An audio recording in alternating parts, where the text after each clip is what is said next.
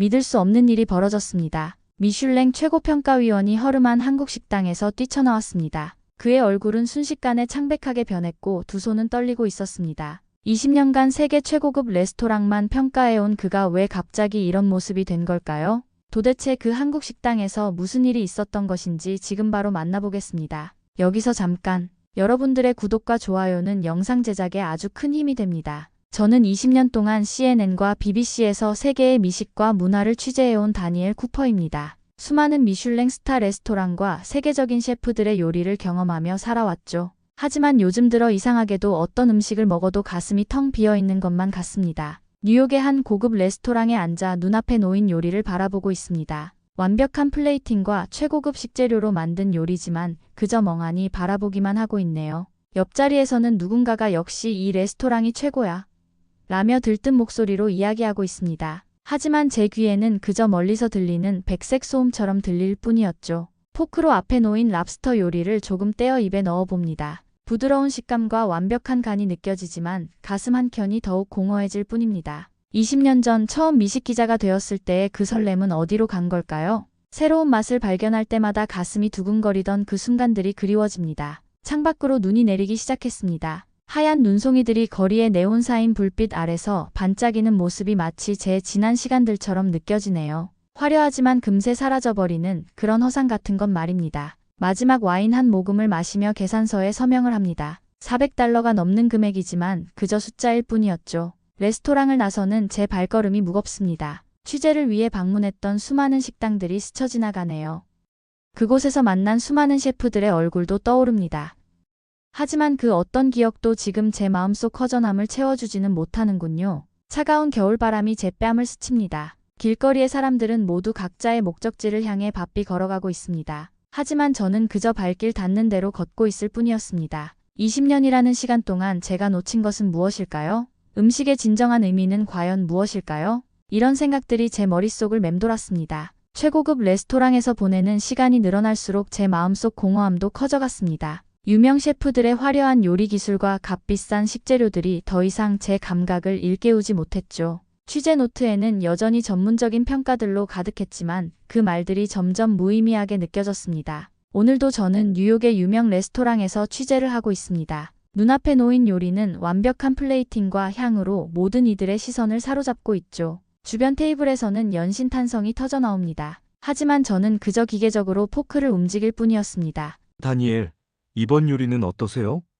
옆자리의 동료 기자가 물어봅니다. 저는 잠시 생각에 잠기다 무심히 대답했습니다. 완벽하군요. 소스의 농도부터 식재료의 신선도까지 흠잡을 데가 없어요. 하지만 제 목소리에는 아무런 감정도 실려있지 않았습니다. 식사를 마치고 레스토랑을 나서는 순간 차가운 겨울바람이 제 뺨을 스쳤습니다. 거리는 화려한 네온사인으로 가득했지만 제 눈에는 그저 번져 보일 뿐이었죠. 취재 노트를 꺼내 오늘의 평가를 적어내려가는데 문득 20년 전 처음 이 일을 시작했을 때가 떠올랐습니다. 그때는 새로운 맛을 발견할 때마다 가슴이 두근거렸었죠. 하지만 지금의 저는 그저 평가 점수를 매기는 기계가 된 것만 같았습니다. 발걸음을 멈추고 하늘을 올려다봅니다. 하얀 눈송이들이 조용히 내리고 있었죠. 문득 이런 생각이 들었습니다. 제가 지금까지 찾아 헤맸던 것은 과연 무엇이었을까요? 미식의 진정한 의미는 과연 어디에 있는 걸까요? 거리의 사람들은 각자의 목적지를 향해 바삐 걸어가고 있습니다. 하지만 저는 그저 발길 닿는 대로 걷고 있었죠.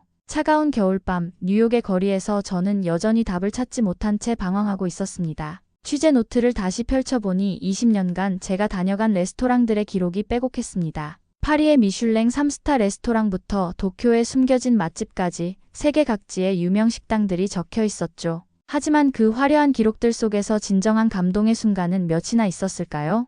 허름한 골목을 지나다 문득 발걸음을 멈췄습니다. 차가운 공기 속에 이상한 향기가 섞여 있었거든요. 깊은 육수 냄새였을까요? 아니면 된장 냄새였을까요? 뭐라 설명하기 어려운 향이었지만 묘하게도 발걸음이 그쪽으로 향했습니다. 이런 곳에서 무슨 특별한 것을 발견할 수 있을까? 제 머릿속에서는 여전히 의심과 회의가 가득했습니다. 하지만 그날 밤 저는 알 수 없는 직감으로 그 골목으로 발걸음을 옮기고 있었죠. 마치 무언가가 저를 이끄는 것처럼 말입니다. 이제와 돌아보면 그때의 선택이 제 인생을 완전히 바꿔놓게 될 줄은 꿈에도 몰랐습니다. 화려한 레스토랑이 아닌 뉴욕의 작은 골목에서 저는 잊고 있던 무언가를 발견하게 될 테니까요. 낡은 간판 하나가 제 시선을 사로잡았습니다. 박간의 한식당이라는 글자가 희미하게 빛나고 있었죠. 유명 레스토랑의 화려한 조명과는 비교도 안 되는 소박한 모습이었습니다. 하지만 그 순간 문득 제 발걸음이 멈췄습니다. 어서 오세요.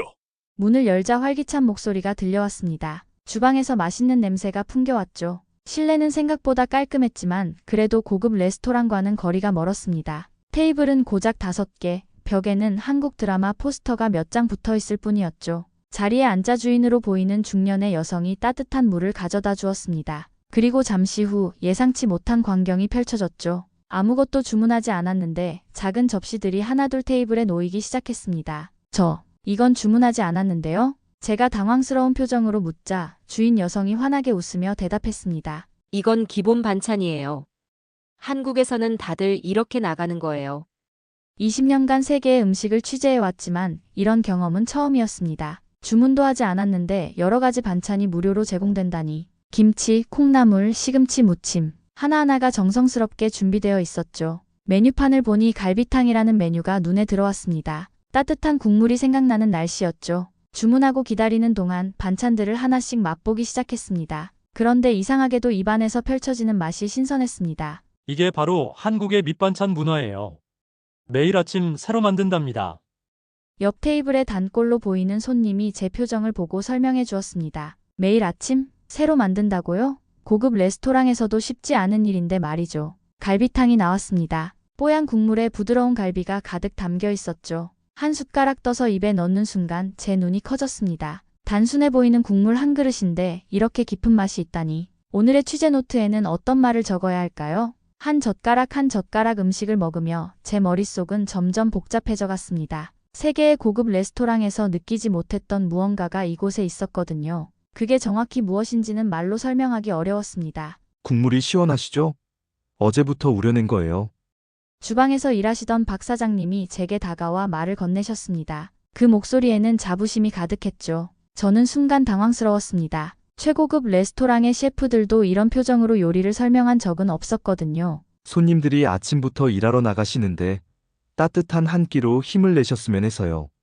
박 사장님의 말씀에 저는 숟가락을 멈췄습니다. 음식을 만드는 이유가 단순히 맛이나 평가가 아니라 손님을 위한 마음에서 시작된다는 걸 잊고 있었던 걸까요? 옆 테이블에서는 직장인으로 보이는 손님이 식사를 하고 있었습니다. 그는 마지막 한 방울까지 국물을 비우고는 만족스러운 표정을 지었죠. 박 사장님은 그런 손님의 모습을 보며 살며시 미소 지었습니다. 사장님, 오늘도 진짜 맛있었어요. 내일도 올게요. 떠나는 손님의 인사에 박 사장님은 내일 봐요.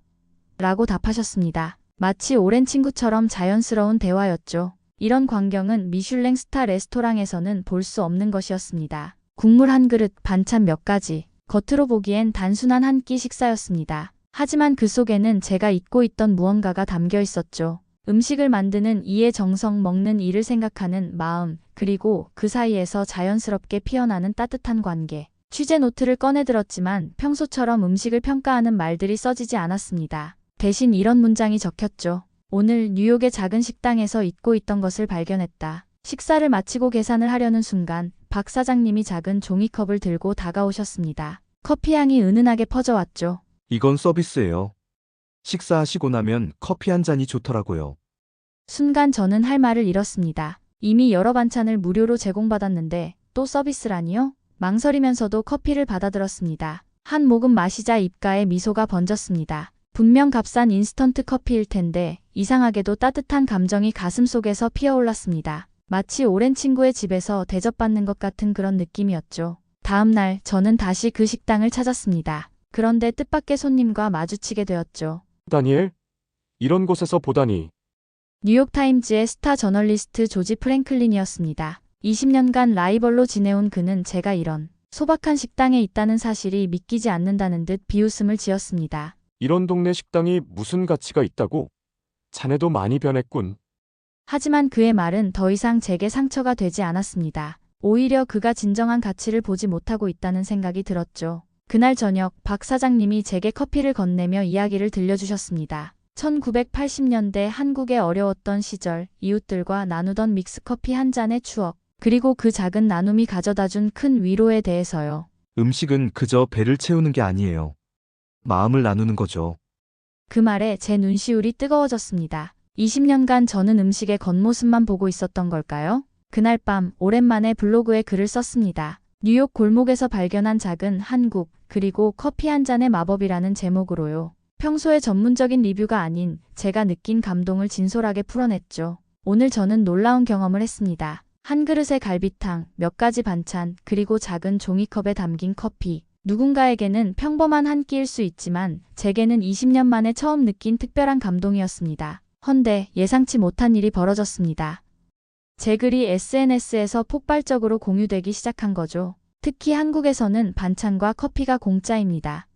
라는 문장이 세계적으로 화제가 되었습니다. 며칠 후 뉴욕의 유명 음식 평론가들이 하나둘 식당을 찾아오기 시작했습니다. 미슐랭 가이드의 평가단도 관심을 보였죠. 하지만 박 사장님은 여전히 변함없이 모든 손님을 같은 마음으로 대했습니다. 우리는 특별한 것을 하는 게 아니에요.